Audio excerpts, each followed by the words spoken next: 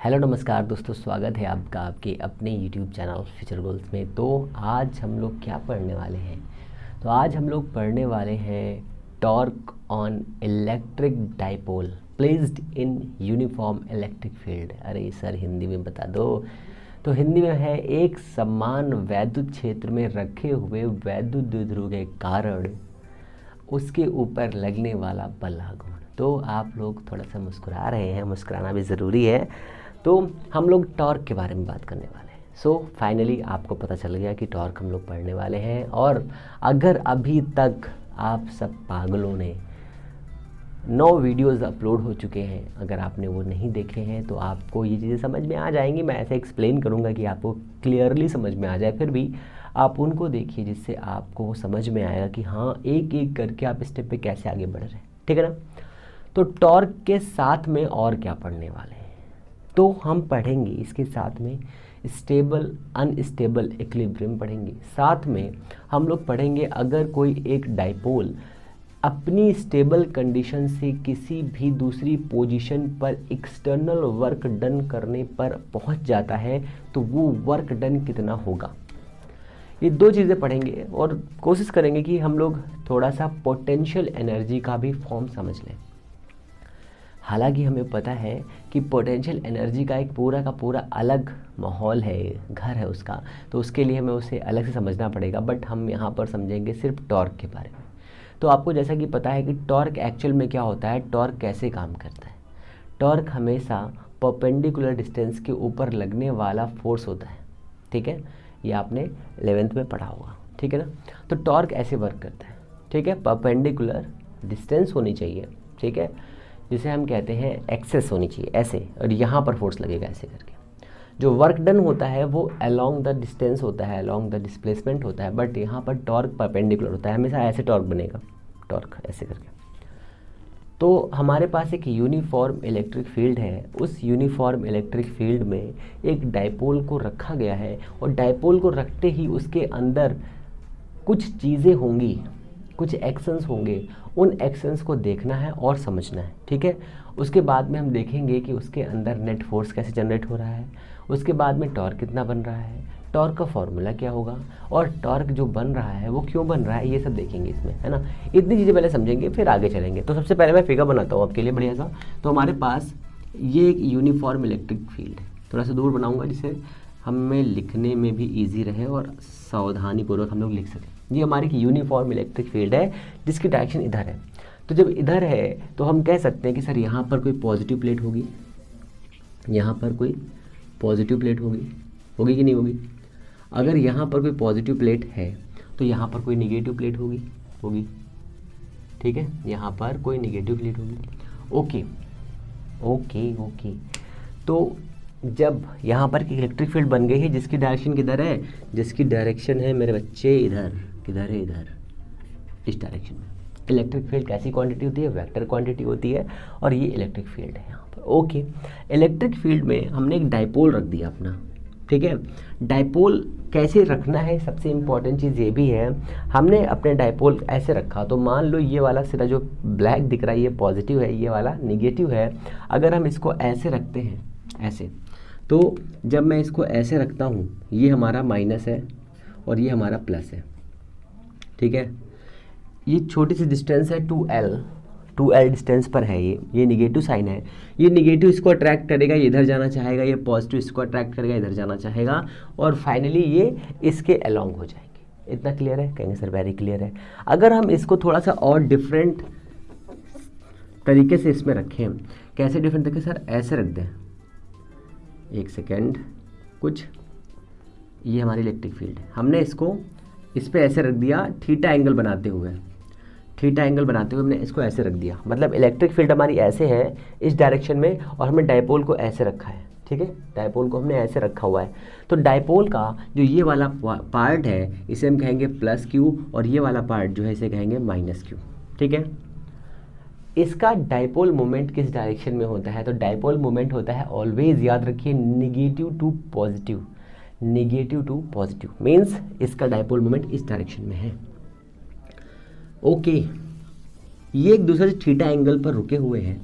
अभी हम theta angle के बारे में कोई बात नहीं करेंगे, सबसे पहले हम इसकी बेसिक चीज़ों को समझेंगे। कहेंगे सर बेसिक चीज़ें क्या हैं? तो देखो ये वाला प्लस वाला पार्ट है कि नहीं है, ये प्लस है कि नहीं है, ये प्लस की इलेक्ट्रिक फील्ड इस पर एक फोर्स अप्लाई करेगी जिसकी वजह से ये इस डायरेक्शन में भागना चाहेगा, इस डायरेक्शन में जाना चाहेगा, ठीक है, जिसकी वजह से इस पर एक फोर्स काम करेगा, उस फोर्स का नाम रखेंगे F1, ठीक है। हम जानते हैं इलेक्ट्रिक फील्ड क्या होती है, पर यूनिट चार्ज पर अप्लाई होने वाला फोर्स इलेक्ट्रिक फोर्स होता है, इलेक्ट्रिक फील्ड होती है। तो फोर्स कितना हो जाएगा, E इंटू क्यू हो जाएगा, E इंटू क्यू हो जाएगा नहीं हो जाएगा बताइए। इलेक्ट्रिक फील्ड E है, इस पर E by is equal to F by Q होता है कि नहीं होता है, ये फॉर्मूला अप्लाई हो गया। अब ये देखो यहाँ पर क्या हो जाएगा, यहाँ पर ये रिपल्सिव फोर्स काम करेगा, ये इसको इधर लेके भागेगा, ठीक है। यहाँ पर देखो ये प्लस दिया है, ये माइनस दिया है, तो इधर भी इस वाले पॉइंट पर एक फोर्स काम करेगा जिसकी डायरेक्शन किधर होगी, इस डायरेक्शन में होगी, ठीक है। इसको हम बोल देंगे F2, इसको हम बोल देंगे F2, और ये F2 कितना हो जाएगा, QE हो जाएगा नहीं हो जाएगा, या EQ हो जाएगा, कुछ भी लिख सकते हो। अब ये निगेटिव साइन ये रिप्रेजेंट करेगा, यहाँ पर अगर मैं निगेटिव लगा दूँ तो ये साइन ये रिप्रेजेंट करेगा कि ये इधर भाग रहा है और ये इधर भाग रहा है, ठीक है। इतना क्लियर है? ये पूरा हमारा एक सिस्टम है, इस सिस्टम में दो फोर्स काम कर रहे हैं, एक फोर्स यहाँ पर काम कर रहा है, एक फोर्स यहाँ पर काम कर रहा है। क्या सर बीच में कोई फोर्स काम कर रहा है? बिल्कुल काम कर रहा है, क्योंकि दोनों एक दूसरे से बंधे हुए हैं, ठीक है, ये भी बात याद रखो। तो हम यहाँ पर फाइंड करते हैं नेट फोर्स ऑन डाइपोल। क्या फाइंड करेंगे, नेट फोर्स ऑन डाइपोल। अगर हम डाइपोल पर नेट फोर्स फाइंड करें तो net force F is equal to F1 plus का F1 प्लस का F2। F1 कितना है, F1 है QE और F2 कितना है, माइनस का QE। ओहो ये तो ज़ीरो आ गया, अब ये ज़ीरो आ गया, इसका मतलब क्या है, इसका नेट फोर्स ज़ीरो है। इसका मतलब ये है कि ये डाइपोल कोई भी लीनियर मोशन नहीं कर रहा। तो इसका लीनियर मोशन कैसा है, डाइपोल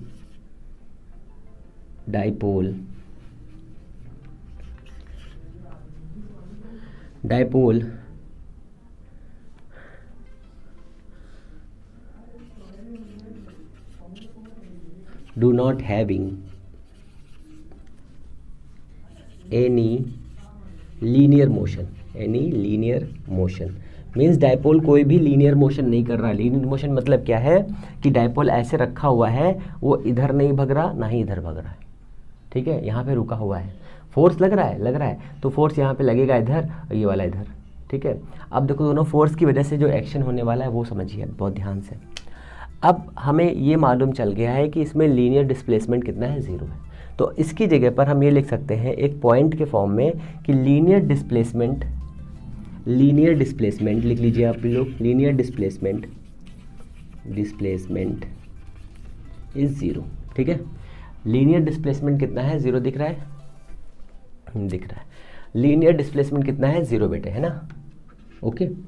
अच्छा, अगर लीनियर डिस्प्लेसमेंट 0 हो गया है तो क्या टॉर्क बन सकता है? बिल्कुल बन सकता है, ऐसी कोई तो कंसीडर नहीं कि लीनियर टॉर्क नहीं बन सकता है। अच्छा ओके, इतना क्लियर है।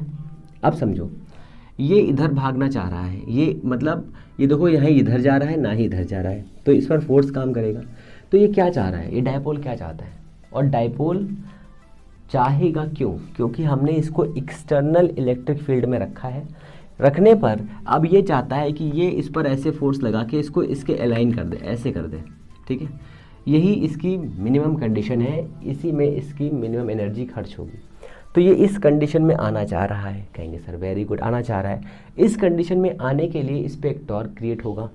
टॉर्क हमें पता है हमेशा परपेंडिकुलर डिस्टेंस पर काम करता है।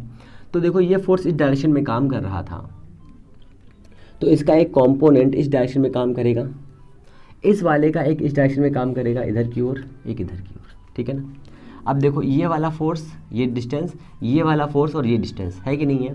अगर ये दोनों थीटा एंगल पर है, अगर ये दोनों थीटा एंगल पर है, ये दोनों थीटा एंगल पर हैं, तो ये भी थीटा एंगल पर होगा कि नहीं होगा। अब थीटा एंगल पर है, ये डिस्टेंस कितनी है L और ये डिस्टेंस कितनी है L। तो हाँ, अगर इसको ऐसे से मिला दें, ऐसे ये डिस्टेंस, और इसको भी ऐसे मिला दें, तो ये डिस्टेंस ये डिस्टेंस सब फाइंड हो जाएंगे, फाइंड हो जाएंगे, बिल्कुल फाइंड हो जाएंगे। अब इस फिगर को थोड़ा यहाँ पे आप समझिए, वहाँ पे थोड़ा किचपिच हो जाएगा। ये आपका प्लस वाला दिया है, ये आपका माइनस वाला दिया हुआ है, ये इसका सेंटर पॉइंट है, यहाँ से इसकी डिस्टेंस है l और ये भी डिस्टेंस है l, ठीक है ना। अगर आप इसको ऐसे डिफाइन करना चाहते हैं, ऐसे करके देखो, दोनों तरीके बता रहा हूँ, बहुत ध्यान से समझो इस बात को, ऐसे करके तो देखो ये एंगल थीटा है कि नहीं है, तो ये वाला भी एंगल थीटा हो जाएगा, थीटा हो गया। ये डिस्टेंस l है कि नहीं है, तो ये वाली जो लेंथ है वो कितनी होगी और ये लेंथ कितनी होगी, पहले ये बताओ मुझे। इस डायरेक्शन में फोर्स काम कर रहा है F1 और इस डायरेक्शन में फोर्स काम कर रहा है F2, ठीक है, F2 दो फोर्स काम कर रहे हैं, देख लो वहाँ पे। टॉर्क बनाने के लिए ये डिस्टेंस इंटू ये होना चाहिए, ठीक है। और भी समझो, अगर मैं कॉम्प्लेक्स चीज़ों को लेके चलूँ तो आप इसको ऐसे समझिए कि देखिए ये एक पैरेलल लाइन है कि नहीं है, और इसको मैं ऐसे लेके जा रहे हैं, ऐसे करके, ठीक है। और मैं इसको अगर ऐसे कर दूँ तो ये एंगल थीटा हो जाएगा कि नहीं हो जाएगा, बताइए। हो जाएगा, क्लियर हो जाएगा। तो अगर ये एंगल थीटा हो जाएगा तो ये वाला जो कॉम्पोनेंट है वो क्या बनेगा, वो बनेगा F1 साइन थीटा, और ये वाला जो कॉम्पोनेंट बनेगा क्या, F1 कॉस थीटा, ठीक है। दोनों चीज़ों को साथ लेके चल रहे हैं, ठीक है ना। इस वाले कंपोनेंट पे आइए, अगर ये एंगल थीटा है तो ये वाला एंगल भी थीटा हो जाएगा, और इस थीटा के होने की वजह से ये जो बनेगा, ये बनेगा F2 कॉस थीटा, और इस डायरेक्शन बनेगा F2 साइन थीटा बनेगा। ये डिस्टेंस L है, ये F2 साइन थीटा है, ये डिस्टेंस L है, ये F1 साइन थीटा है। नेट टॉर्क कितना आ जाएगा बताइए, कुछ समझ में आ रहा है। तो नेट टॉर्क कितना आ जाएगा, F1 की वैल्यू कितनी है QE, F2 की वैल्यू कितनी है QE, क्वांटिटी में चेंज है, ठीक है। अगर दोनों की वैल्यू सेम है तो net torque on this dipole is torque is equal to torque 1 plus torque 2, ठीक है। टॉर्क का फॉर्मूला क्या होता है सर, टॉर्क का फॉर्मूला होता है R इंटू एफ, ठीक है, वेक्टर फॉर्म में होता है कि नहीं होता है, R into F sine theta. अब हमारे पास ये साइन थीटा पहले से अवेलेबल है, और F1 is equal to F2 है, F1 is equal to F2 है, ठीक है ना। F1 is equal to F2 है, तो हम यहाँ पर वैल्यू रखेंगे तो कितना आ जाएगा, हमारे पास में आ जाएगा कितना, F sine theta into L plus का F sine theta into L, तो कितना आ जाएगा, ये आ जाएगा 2LF साइन थीटा, और we know that F is equal to QE, ठीक है। ये वैल्यू यहाँ पुट करेंगे तो कितना आ जाएगा, 2LQ एक ब्रैकेट में, और ये आ जाएगा E, ये आ जाएगा साइन थीटा। अब इसको अगर सॉल्व करेंगे तो आ जाएगा PE साइन थीटा, ठीक है। ये PE साइन थीटा आ जाएगा, किसके इक्वल, टॉर्क इक्वल। अगर हमने फोर्स के कंपोनेंट को फाइंड किया है तो हम चाहें तो इस फोर्स को छोड़ के, टॉर्क का फॉर्मूला कितना आया, यहाँ पर जो इस वाले पॉइंट को देखो बहुत ध्यान से, ये फोर्स हटा दीजिए यहाँ से, ठीक है, इसको भी हटा देते हैं यहाँ से, समझो बहुत ध्यान से। अब इसको भी हटा देता हूँ यहाँ से। यहाँ पर जो प्लस चार्ज दिया हुआ है, ये प्लस चार्ज इसको इधर लेके आना चाहता है, और ये इसको इधर लेके जाना चाहता है। यही टॉर्क है इसका, यही जो है टॉर्क है। कौन बना रहा है, फोर्स बना रहा है। कैसे बन रहा है, इलेक्ट्रिक फील्ड की वजह से। टॉर्क की वैल्यू कितनी आई है, टॉर्क की वैल्यू आई है, torque is equal to P into E। ये हमारा टॉर्क का फॉर्मूला आया है, ठीक है। टॉर्क का फॉर्मूला ये हमारे पास आया है। ये कब आया है, जब हमने फोर्स के कॉम्पोजिट किए हैं, ठीक है ना। अगर हम लेंथ को लेके चले, अगर हम फोर्स को ना कैलकुलेट करें, हम सिर्फ लेंथ को लेके चले तो क्या होगा, समझो। देखो मैं ये इस फोर्स को हटा रहा हूँ यहाँ से, ठीक है, इसको मैंने हटा दिया यहाँ से, इसको भी हटा देता हूँ यहाँ से, और ये एंगल भी हटा देता हूँ यहाँ से, ठीक है। बहुत ध्यान से समझो, हमारे पास सिर्फ इतना एक्शन था अभी, और ये मैं हटा देता हूँ यहाँ से, इसको भी, इसको भी, इसको भी, और ये इस डायरेक्शन में फोर्स था F2, था कि नहीं था। अब ये देखो इतना L दिया है, तो ये इतना कितना हो जाएगा, हो जाएगा L साइन थीटा हो जाएगा। ये कितना होगा, L साइन थीटा। कैसे हो जाएगा बताइए। इस ट्राइंगल को देखो ध्यान से, OAB, triangle OAB, triangle OAB, triangle OAB में साइन थीटा लगाइए। Sine theta is equal to, sine theta is equal to क्या होता है बताइए, परपेंडिकुलर बाई हाइपोटेनियस। तो ये हमें नहीं पता था, हमें ये नहीं पता था, हो गया AB बाई एल हुआ कि नहीं हुआ। तो A B is equal to L, यहाँ क्रॉस के तो कितना आ जाएगा, एल sin थीटा आएगा कि नहीं आएगा, समझ में आया ना। अब देखो टॉर्क कौन बना रहा है, F1 into this length, F2 into this length आएगा, टॉर्क बनेगा, दोनों का सम कर देंगे, इतनी वैल्यू आ जाएगी। कंडीशन नंबर 2 हो गई। कंडीशन नंबर 3 पे आइए, कुछ बुक्स में ऐसे भी दिया हुआ है। कंडीशन नंबर 3 के लिए मुझे साफ नहीं करना पड़ेगा, मैं ऐसे कर सकता हूँ कि अगर ये एंगल पूरा थीटा है, ठीक है, अगर ये एंगल पूरा थीटा है तो यहाँ से ये पूरा, ये भी थीटा होगा, ये वाला एंगल थीटा होगा। इतनी लेंथ कितनी है बताइए, टोटल लेंथ कितनी है, 2l है कि नहीं है, कहेंगे सर 2l है, तो यहाँ से लेकर के यहाँ तक कितनी लेंथ हो जाएगी, 12 sin थीटा हो जाएगी नहीं हो जाएगी, हो जाएगी। तो F1 ओनली ये इतना फैक्टर बनाएगा, पर F2 के पास में कोई परपेंडिकुलर डिस्टेंस नहीं है, इसलिए F2 क्या करेगा, जीरो टॉर्क बनाएगा। तो इस कंडीशन पर जब हमने रेफरेंस पॉइंट इसको माना है तो ये वाला टॉर्क ऐसे बनाएगा। अगर हम यहाँ से रेफरेंस माने दोनों टॉर्क बनाएंगे, अगर यहाँ से लेंगे तो ये टॉर्क बनाएगा, ये टॉर्क नहीं बनाएगा। वैल्यू सब में सेम रहेगी, सब में वैल्यू इतनी ही रहेगी। इस वाले फॉर्म को हम खोलेंगे तो हो जाएगा पी ई साइन थीटा, ये आपका फॉर्मूला आ जाएगा, ठीक है ना। ये आपका हो गया टॉर्क। कुछ बेसिक सी कंडीशंस हैं, उन कंडीशंस को देख लेते हैं और कंडीशंस के बाद में आगे चलते हैं, कंडीशंस के बाद में आगे चलते हैं बाबू जी, ठीक है। तो ये हमारा है torque on electric dipole kept in uniform electric field, ठीक है ना। बहुत ही सिंपल है, कुछ बहुत ज़्यादा कॉम्प्लिकेटेड नहीं है। कुछ क्वेश्चंस कभी कभी यहाँ से आते हैं और वो क्वेश्चंस आप सेकंडों में कर लेंगे, मुझे आप पर पूरा भरोसा है, ठीक है। एक दो न्यूमेरिकल सिंपल से बताऊँगा, आप वो कर लोगे, मुझे भरोसा है आपके ऊपर, I totally trust with you, ठीक है। अच्छा चलिए आगे आ गया, तो हमारे पास आ गया torque is equal to P into cos theta into sine theta, sorry इतना आ गया है। क्या इस जगह से आप टॉर्क मैक्सिमम निकाल सकते हैं, सोचिए, थोड़ा सा दिमाग लगाइए, किसे बिल्कुल निकाल सकते हैं, इसमें कौन सी बड़ी बात है। तो torque maximum is equal to P into E होगा at theta is equal to 90 degree. Torque maximum कब लगेगा, जब ये वाला जो हमारा डाइपोल है उसकी डायरेक्शन कुछ ऐसी हो जाएगी, प्लस क्यू, और इलेक्ट्रिक फील्ड इस डायरेक्शन में आएगी, ठीक है, इस डायरेक्शन में होगी, तभी तो ये मैक्सिमम लगाएगा ना इस पर। अब समझो इसमें डाइपोल की जो डाइपोल मोमेंट है P, उसकी डायरेक्शन किधर है, तो डाइपोल मोमेंट की डायरेक्शन है इस डायरेक्शन में, हालांकि ये भी वेक्टर क्वांटिटी है, ठीक है। नेगेटिव टू पॉजिटिव होता है कि नहीं होता, दोनों के बीच का एंगल कितना है, 90 डिग्री आया, ठीक है। तो टॉर्क मिनिमम कितना आएगा, 0, कितने एंगल पे, at theta is equal to 0 degree पर, ठीक है। तो टॉर्क मिनिमम आएगा, ठीक है। इस वाली कंडीशन को कहते हैं स्टेबल कंडीशन, स्टेबल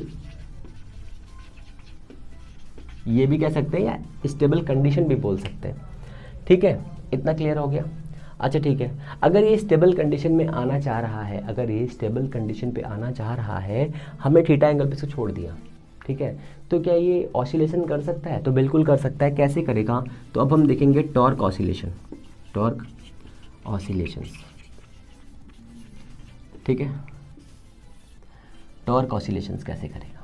तो टॉर्क का फॉर्मूला क्या होता है सर, तो टॉर्क का फॉर्मूला हमें पता है R इंटू एफ होता है, और अभी हमने टॉर्क निकाला है पी ई साइन थीटा, ठीक है, पी ई थीटा लिख लिया मैंने, क्यों, साइन थीटा की वैल्यू बहुत बड़ी है, ठीक है, तो हमें थीटा बहुत छोटा लेना है, थीटा में छोटा लिया इसलिए हो जाएगा sine theta is equal to theta, क्यों, ये भी एक वैल्यू है, sine theta is equal to theta minus theta cube by 3 factorial plus theta 5/5, वहाँ से मैंने थीटा कॉमन किया, बाकी वैल्यू 0 कर दी, काम खत्म। तो ये हमारे पास R इंटू एफ आ गया, R into F is equal to minus का पी ई थीटा। अब जो पी ई थीटा आया है, अब यहाँ पर वेक्टर कुछ नहीं ले रहे हैं, माइनस क्यों लिया, हमने ये सोच लिया कि अगर ये स्टेबल कंडीशन में है, स्टेबल कंडीशन में है, अब इसको हम यहाँ लेके जाएंगे तो ये अपनी फिर से कंडीशन पे आ जाएगा, यहाँ लेके जाएंगे फिर से आ जाएगा, यहाँ लेके जाएंगे फिर से आ जाएगा, यहाँ लेके जाएंगे फिर से आ जाएगा, तो ये ऑसिलेटिंग करने लगा। अब ये ऑसिलेटिंग करेगा तो ये अपने रीस्टोरिंग फोर्स को फिर से जनरेट करेगा, तो ये जो टॉर्क है ये minus P E sine theta हो जाएगा, रिस्टोरिंग। तो इस वाले टॉर्क को हम क्या कहेंगे, इस वाले टॉर्क को कहेंगे, क्या कहेंगे, इसको साफ करते हैं ना पहले, इसे कहेंगे रीस्टोरिंग टॉर्क। एग्जाम में आ सकता है what is the electrical restoring torque, तो आपको यही डेफिनेशन समझानी है कि रीस्टोरिंग टॉर्क क्या होता है, ठीक है ना। आई होप आपको समझ में आ गया उसी तरह से, बहुत सिंपल चीज़ है, मैंने बहुत ही सिंपल तरीके से आपको समझा दिया है।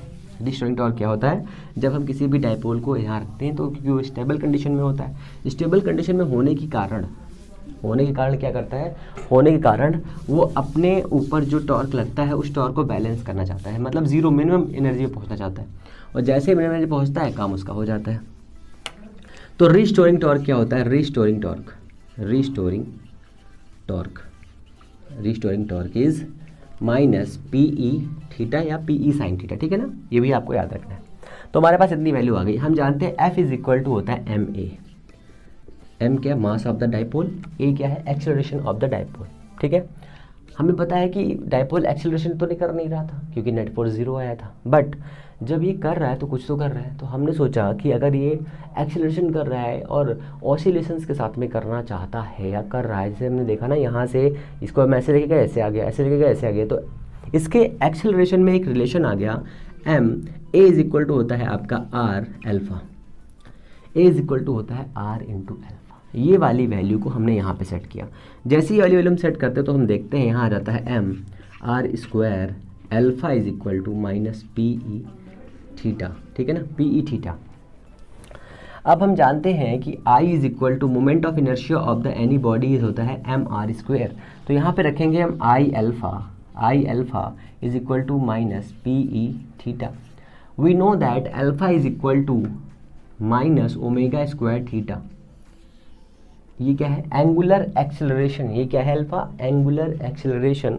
एंगुलर एक्सेलरेशन की वैल्यू यहाँ रखेंगे तो हो जाएगा आई माइनस का omega square theta is equal to P E theta. यहाँ पर माइनस दिया, माइनस से माइनस कैंसिल होगा, थीटा से थीटा कैंसिल होगा, therefore omega is equal to कितना आएगा, पी ई अपॉन आई, और ये हमारा अंडर रूट में आ जाएगा, ठीक है। ये हमारी वैल्यू आएगी एंगुलर फ्रिक्वेंसी या फिर एंगुलर वेलोसिटी। अब इसके आगे आपको पता है कि इसमें क्या होने वाला है। अब हम एंगुलर फ्रीक्वेंसी को ओमेगा इज इक्वल टू हम जानते हैं ओमेगा 2 पाई अपॉन टी होता है, 2 पाई एफ होता है, ये वैल्यू आपको पता है, ये वैल्यू यहाँ रखेंगे तो हो जाएगा 2 pi upon T is equal to under root P E upon आई।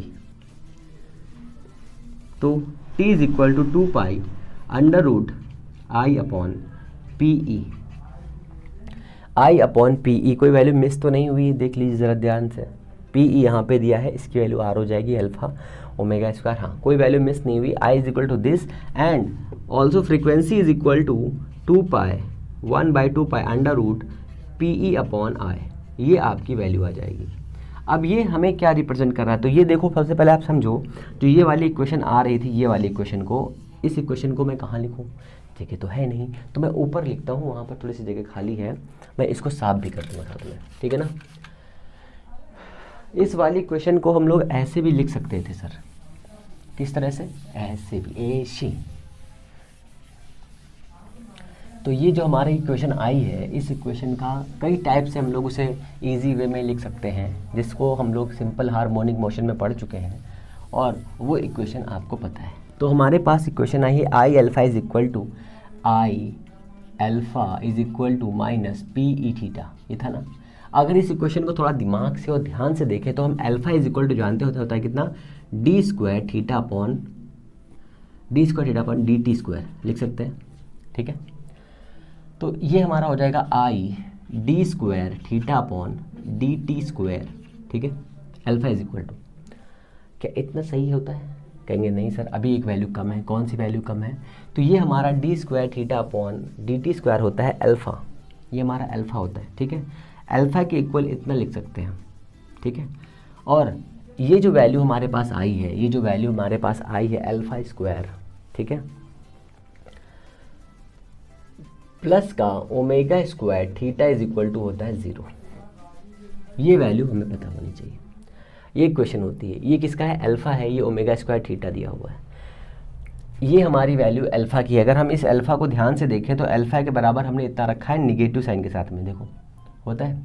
अगर हम यहाँ से अल्फ़ा की वैल्यू फाइंड करें, यहाँ से हम अल्फ़ा की वैल्यू फाइंड करें तो अल्फ़ा इज इक्वल टू हो जाएगा माइनस का P E theta upon I, ये वैल्यू हम यहाँ रख सकते हैं, और चाहे तो हम ओमेगा की वैल्यू वहाँ रख सकते हैं, कहेंगे सर रख सकते हैं, देखा कुछ दिमाग आया आप लोगों के पास में, D square theta upon D T square plus का ओमेगा कितना आया है हमारे पास में, ओमेगा स्क्वायर आपके पास आया है कितना, तो ओमेगा स्क्वायर आपका आ जाएगा P E upon I into theta is equal to 0। तो ये इक्वेशन भी आपको याद रखनी है, ठीक है, ये इक्वेशन भी आपको याद रखनी है बाबूजी, ठीक है।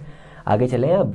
तो ये इक्वेशन आपकी सिंपल हार्मोनिक इक्वेशन रिप्रेजेंट करती है, ये इक्वेशन भी सिंपल हार्मोनिक इक्वेशन रिप्रेजेंट करती है, ये भी रिप्रेजेंट करती है और ये भी रिप्रेजेंट करती है। तो हम ये कह सकते हैं कि जो हमारा डाइपोल है वो लगातार ऐसे ऑसिलेशन करता रहता है, लगातार डमरू वाले डमरू बजा ये करते रहता है ना। तो डमरू जो बजाना है ना वो भी एक बहुत धमाकेदार कला है, आप लोग सीखिए उसको, डमरू बजाइए, डमरू बजा के देखते हैं क्या कर सकते हैं आप लोग।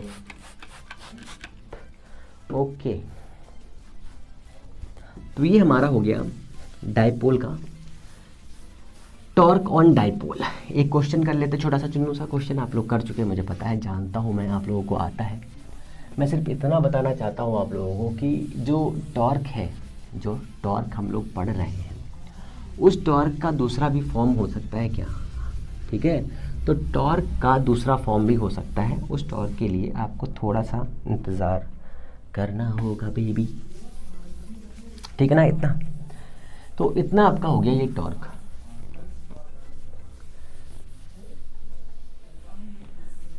तो हमारे पास में टॉर्क की वैल्यू आ चुकी है। तो टॉर्क की वैल्यू के साथ में हमें एक छोटा सा न्यूमेरिकल करना है। तो हमारे पास टॉर्क है, torque is equal to P E sine theta, ये तो होता है फॉर्मूला, ये होता है टॉर्क, ठीक है। सपोज करिए एक डाइपोल दिया हुआ है, उस डाइपोल की लोकेशन है कुछ, एक डाइपोल दिया जिसकी लोकेशन दी हुई कितनी, डाइपोल मोमेंट की लोकेशन दी है, एक पॉइंट दिया है, एक पॉइंट है किसी a is equal to, point दिया है 0 2 -1, ये डाइपोल की मोमेंट है। अरे यार ऐसे मत लिखो, सिंपल तरीके से बताओ। ये हमारी इलेक्ट्रिक फील्ड है इस डायरेक्शन में, ठीक है। इस इलेक्ट्रिक फील्ड में यहाँ पर एक P पॉइंट है जिसको हम डाइपोल मोमेंट कहते हैं। डाइपोल मोमेंट का पॉइंट ये दिया हुआ है 2 3 1, ठीक है। और इलेक्ट्रिक फील्ड की जो लोकेशन है, जो इलेक्ट्रिक फील्ड दिया हुआ है, इलेक्ट्रिक फील्ड 0 2 1 दिया हुआ है, इलेक्ट्रिक फील्ड ऐसे दिया हुआ है। तो इलेक्ट्रिक फील्ड एक्चुअल में क्या होता है, ई होता है, E is equal to E X I E Y J plus का ई जेड के, ये होता है इलेक्ट्रिक फील्ड। यहाँ पर ई एक्स कितना है 0, तो 0 आई हो गया, ये कितना है 2, तो ये 2 आई हो गया, 2 जे हो गया, और प्लस का ई जेड कितना है 1 है, तो ये हो गया के। तो इलेक्ट्रिक फील्ड आपकी कितनी हो गई, तो इलेक्ट्रिक फील्ड आपके पास आ गया कितना, आगे कितना 2j प्लस का k, ठीक है। यहाँ पर आप 0 लिख लीजिए तो क्या कन्फ्यूज हो जाओगे, 0i प्लस का 2j प्लस का k, ये हमारा इलेक्ट्रिक फील्ड हो गया। मोमेंटम होता है, जो डाइपोल का मोमेंट होता है, p is equal to P X I P Y J plus का पी जेड के, ये होता है मोमेंट। तो पी एक्स कितना दिया है 2, तो 2i प्लस का 3j प्लस का k, ये हो गया आपका इतना। तो टॉर्क इज इक्वल टू क्या होता है, अब परपेंडिकुलर हैं एक दूसरे के साथ में, तो perpendicular torque is equal to हो जाएगा आई जे एंड के।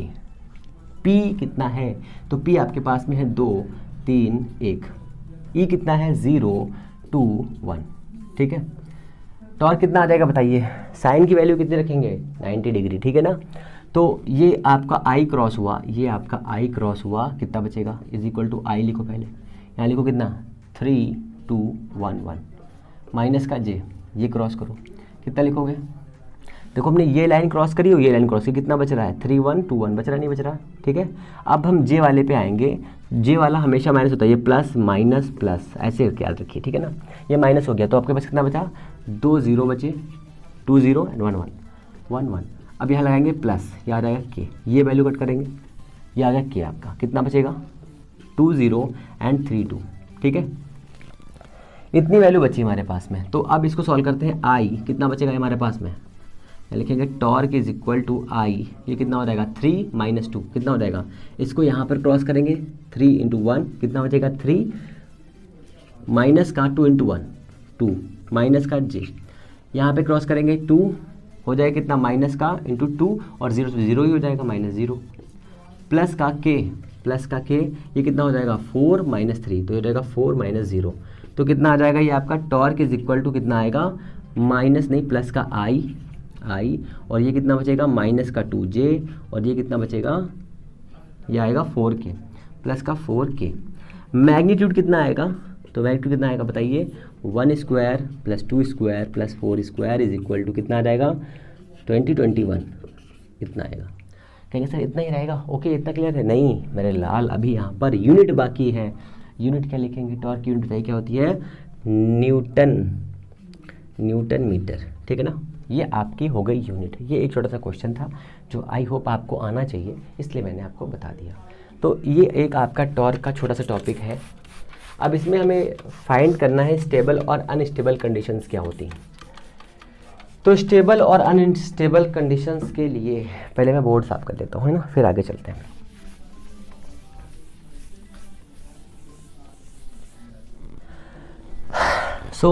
अब हम लोग देखेंगे क्या, work done rotating dipole moment. अगर हमारे पास कोई एक डाइपोल मोमेंट दिया हुआ है, डाइपोल दिया हुआ है, उस डाइपोल को अगर हम एक्सटर्नल इलेक्ट्रिक फील्ड में रखते हैं तो उस पर कितना वर्क डन करना पड़ता है उसे घुमाने के लिए, सबसे पहली बात, ठीक है। दूसरी बात ये है क्योंकि वो एक स्टेबल कंडीशन में होता है इसलिए वो अपनी पोजीशन पे वापस आना चाहता है, इसलिए पार्टिकल ऑसिलेट करने लगता है। ये आप पढ़ चुके हैं। तो अब हमारे पास टास्क ये है कि हमारे पास एक इलेक्ट्रिक फील्ड है यूनिफॉर्म, उस इलेक्ट्रिक फील्ड में कुछ ऐसा एक्शन है, ठीक है। इस इलेक्ट्रिक फील्ड में यहाँ पर प्लस चार्ज रखा है, यहाँ पे नेगेटिव चार्ज रखा है, तो ये प्लस का चार्ज हो गया Q और ये हो गया माइनस का चार्ज Q, ठीक है। दोनों चार्ज आपके पास अवेलेबल आ गए, ठीक है ना, माइनस चार्ज। ये आपकी दूसरी कंडीशन है, या पहली कंडीशन ले लीजिए, कोई कंडीशन आप ले सकते हैं। शुरुआत में जो ये एंगल दिया हुआ है ये एंगल है θ0, ठीक है ना, θ0, ठीक है। हमें इस कंडीशन से इसे रोटेट कराना है दूसरे फॉर्म में, ये यहाँ पर इसको हमें इस वाले फॉर्म में लेकर के जाना है यहाँ पर। तो ये एंगल θ था, ये एंगल कितना हो जाएगा, θ हो जाएगा, ठीक है। ये θ1, θ ये वाला एंगल है, θ1 ये θ2 है, ठीक है ना। तो हमें रोटेट कराना है θ1 से θ2 तक, तो लिमिट हमें पता चल गई है, ठीक है। अब हम क्या करेंगे, अब हम करेंगे यहाँ पर सबसे पहले एक फोर्स यहाँ पर काम कर रहा था इधर और एक फोर्स यहाँ पर काम कर रहा था, हमको पता है। इस पर टॉर्क अप्लाई हो रहा था, टॉर्क इज इक्वल टू कितना था, PE sin θ था कि नहीं था। टॉर्क तो अप्लाई हो रहा था, बट टॉर्क अप्लाई होने के बाद में हमने इस पर एक एक्सटर्नल वर्क डन किया है। तो वो वर्क डन टॉर्क के फॉर्म में कितना होगा, तो work done is equal to force multiplied small distance होता है। कहेंगे सर बिल्कुल होता है। तो हमने इस वाले पॉइंट को जो डाइपोल ऐसे दिया हुआ था, हमने छोटा सा डिस्प्लेस किया इतना, इसे किया dx। तो ये इस सेंटर से आप कहेंगे सर इस सेंटर से मतलब, इस सेंटर से मतलब ये है कि ये हमारा डाइपोल है, माइनस यहाँ पर है और हमने इसको ऐसे मिलाया है, तो इस वाले सेंटर से ये dθ चेंज होगा। और ये इसकी क्या है, ये इसकी L है कि नहीं है ना, L इसकी। L का मतलब ये है कि ये इस एंगल पर रोटेट हो सकता है ऐसे करके, है ना, ये इस एंगल पर रोटेट हो सकता है। तो dx बराबर क्या हो जाएगा, तो हमें पता है, इसको जब ध्यान से देखो, ये हमारी है एक आर्क, ठीक है, ये है एंगल। तो एंगल इज इक्वल टू, लिख लो कोने में formula, angle is equal to arc by radius, arc by radius, जिसे ना पता हो, ठीक है, वो लिख ले। एंगल कितना है θ, आर्क कितना है, आर्क है ये वाला, तो यहाँ पर आर्क कितना है dx, ये एंगल कितना है dθ, तो ये आर्क हमारा है dx, रेडियस कितनी है L। अब L की जगह पर R ले सकते हैं, तो dx कितना हो जाएगा, dθ इंटू L हो जाएगा। यहाँ पर ये वैल्यू रख दो, तो ये हो जाएगा F इंटू dx कितना हो जाएगा, dθ into L। L into F क्या बनाएगा, L इंटू F बनाएगा torque dθ, W is equal to this, तो dW is equal to this. ये हमारे पास स्मॉल वर्क डन आ गया। इसको यहाँ से इस वाले पॉइंट से इस वाले पॉइंट तक घुमाने के लिए हमने dW वर्क किया। वो इस वर्क की वजह से ये dx छोटा सा डिस्प्लेस हुआ, इस डिस्प्लेस की वजह से डिस्प्लेसमेंट कैसे हुआ, जो टॉर्क लगाया उस टॉर्क को कैसे बनाया, ऐसे बनाया गया, ठीक है ना। इतना क्लियर है, इसको साफ कर दूँ। इतनी चीज़ें अगर आपको याद आ गई हैं तो बाकी चीज़ें बहुत ही सिंपल हैं, बहुत ईजी हैं। ओके बाबू, ठीक है। सर ये क्या कर रहे हैं, मैं तो बोर्ड साफ कर रहा हूँ बेटे। ओके, इतना हो गया सर। बहुत गर्मी हो रही है, समझ लो, बहुत ही ज़्यादा गर्मी हो रही है। ओके, इतना हो गया। हमारे पास में आ गया है फोर्स, हमारे पास डी डब्ल्यू आ चुका है, छोटा चुन्नू सा वर्क डन। तो 0 से लेकर के डब्ल्यू तक करेंगे वर्क डन का है इंटीग्रेशन, थीटा 1 से थीटा 2 तक करेंगे इसका इंटीग्रेशन, और टॉर्क हमारे पास अवेलेबल है, लगा देंगे डी थीटा। ये फॉर्मूला आपको अप्लाई कर देना है। तो यहाँ पर आएगा W is equal to, torque है पी ई, तो पी कॉन्स्टेंट है, बाहर कर लो, sine theta D theta integration theta 1 to theta 2। दिख रहा है ऊपर वाला? हाँ, उपरंत वाला दिखा मुझको। तो ये हमारे पास वैल्यू कितनी आएगी, साइन थीटा, यहाँ लिखता हूँ integration sine theta D theta is equal to होता है माइनस कॉस थीटा प्लस का सी, पर यहाँ पर हमने लिमिट ली है इसलिए सी नहीं लिखेंगे। तो ये हमारे पास हो जाएगा P E cos theta minus यहाँ लगा दूंगा अपर लिमिट माइनस का लोअर लिमिट।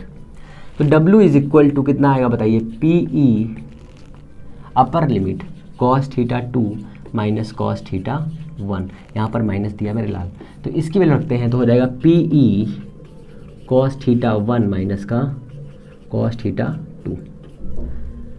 ठीक है, देखो कहाँ मैंने जीरो लगाया ब्रैकेट, ये ठीक है ना।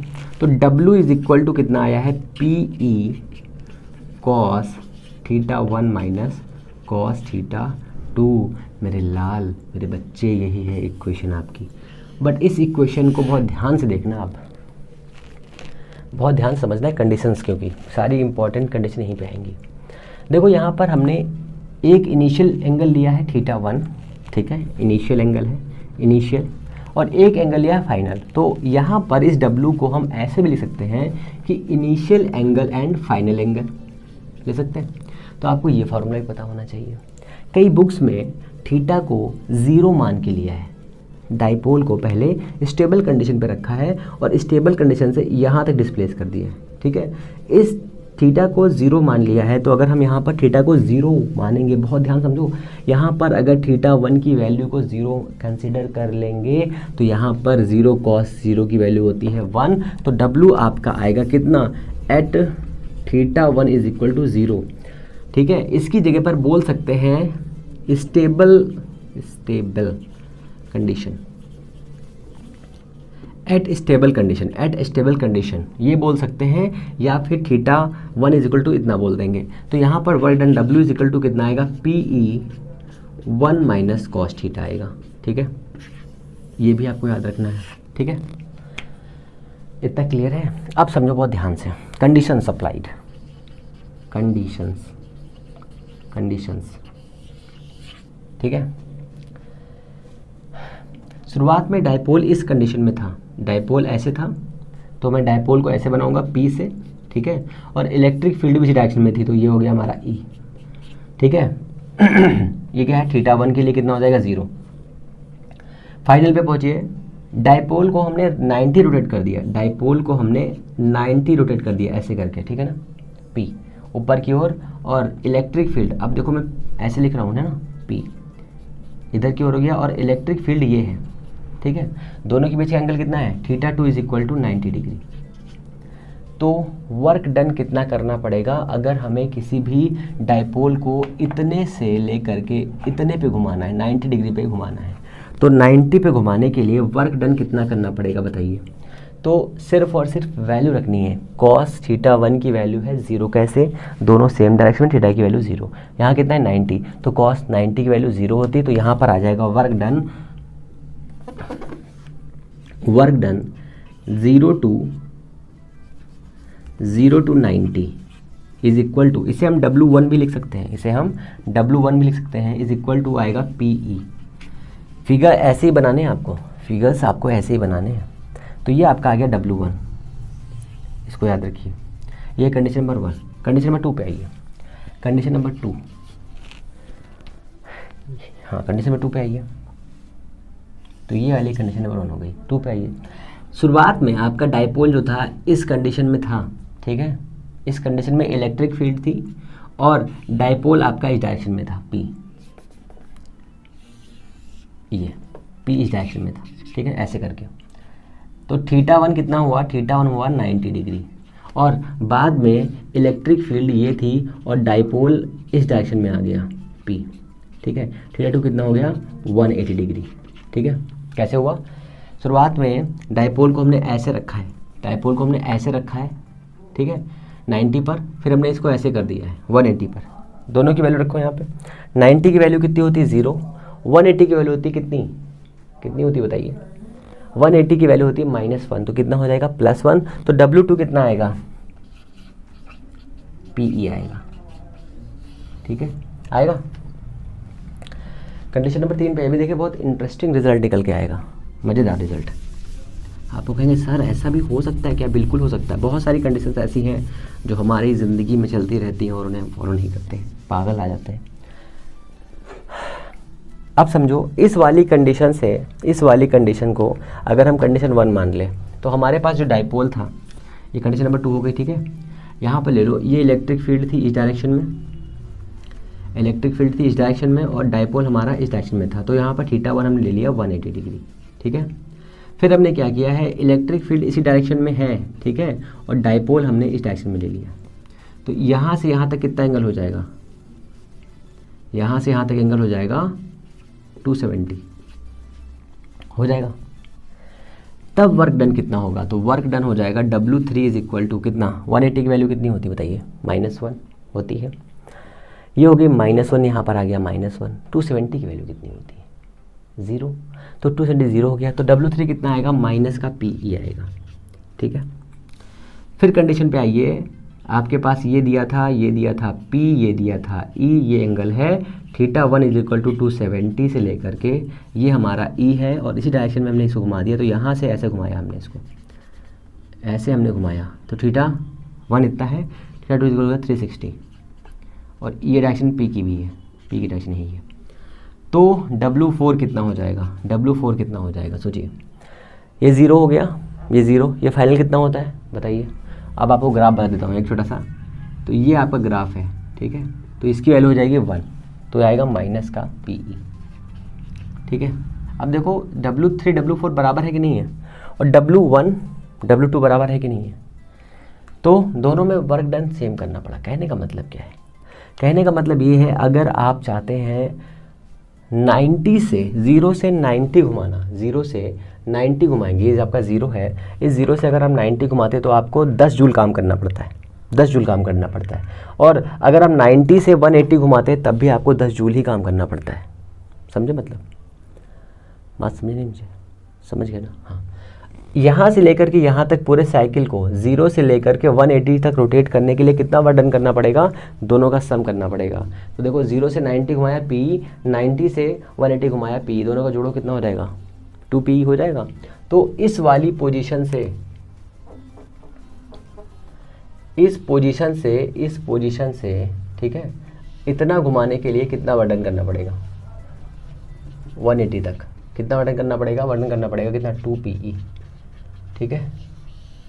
अब जब हम लोग potential energy of the dipole पढ़ेंगे ना, तो potential energy of the electric dipole में क्या होगा, जब हम किसी भी चीज़ का कॉन्फ़िगरेशन चेंज करते हैं, मीन्स डिस्टेंस चेंज करते हैं, जैसे मान लीजिए कोई एक ये लोकेशन है, इस लोकेशन से हमने घटा के इसको इतना कर दिया, तो यहाँ पर हमें वर्क डन करना पड़ा।